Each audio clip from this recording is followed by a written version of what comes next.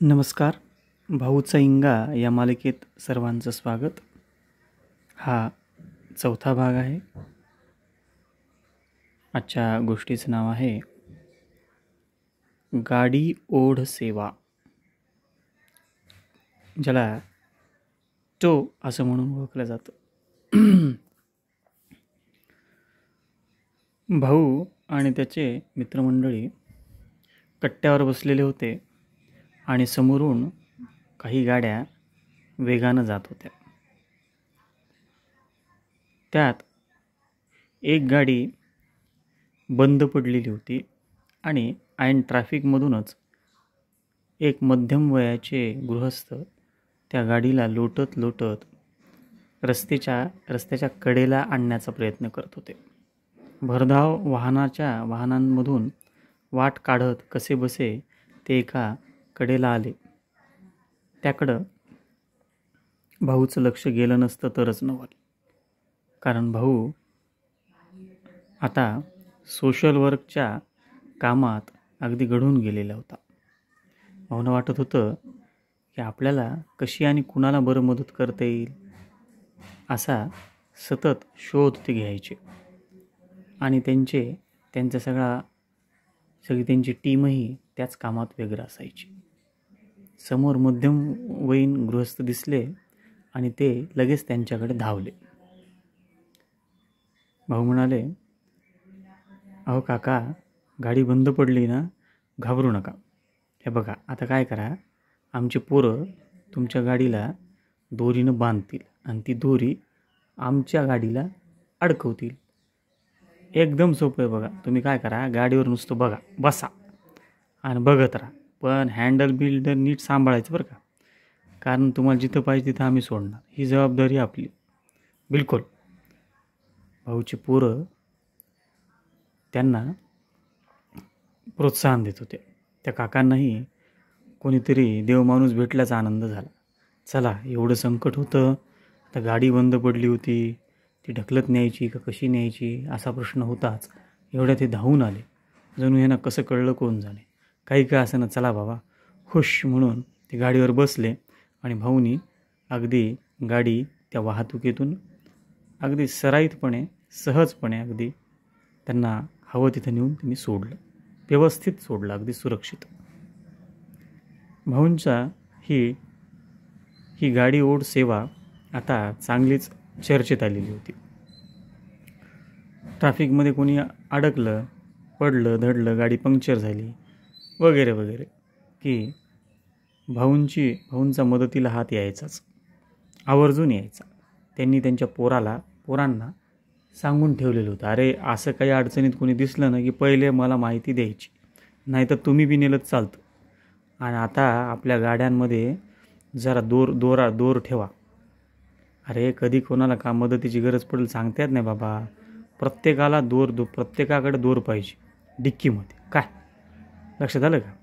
त्यानुसार मग पैशांची तजवीज झाली आणि अगदी भाऊंच्या सगळ्या पोरांकडं, म्हणजे त्यांच्या सगळ्या टीममधल्या सदस्यांकडे अशा प्रकारची दोरी आणि त्याला आकडे अशी व्यवस्था करण्यात आलेली होती.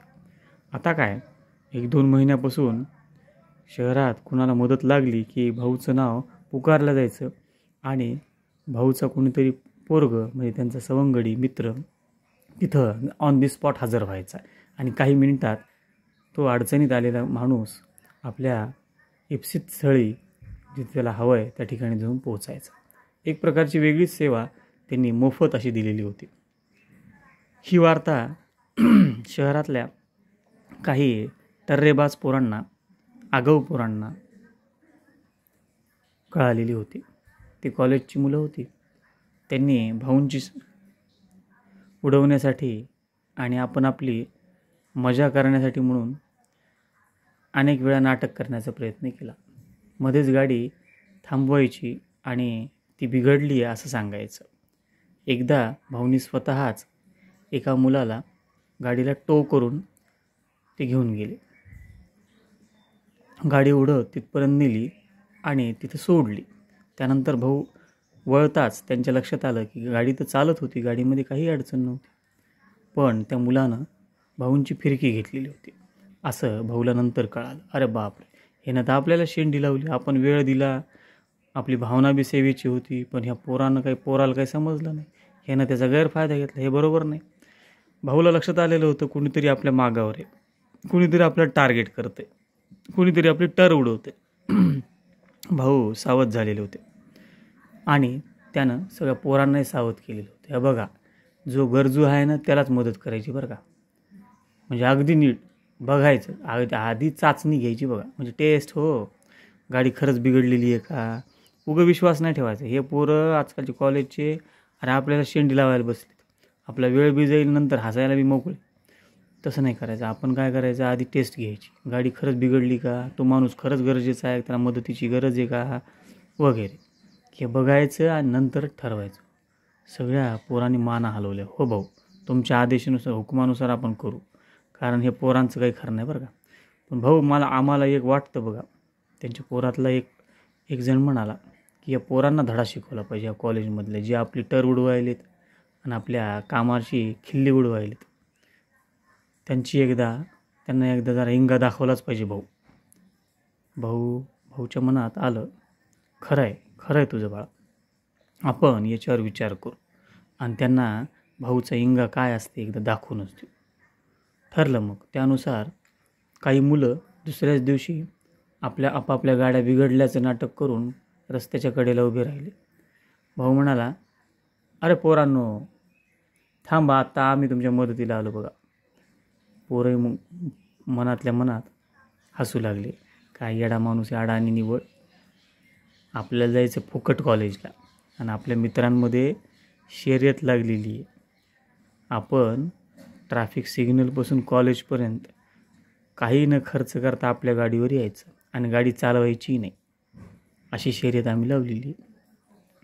आणि ह्या येड्याला कळत पण नाही, चला आपण तर शर्यत जिंकणार असं म्हणून 2-3 पोरं अगदी मनात आनंदी होऊन वाट बघू लागले.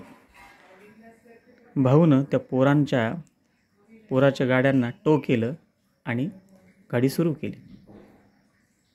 भाऊंचे पोरं जे होते त्यांनीही 1-2 पोरांना त्यांच्या गाड्यांना बांधून ती आपल्या गाडीला लावली आणि ते ओढत पुढं निघाले होते.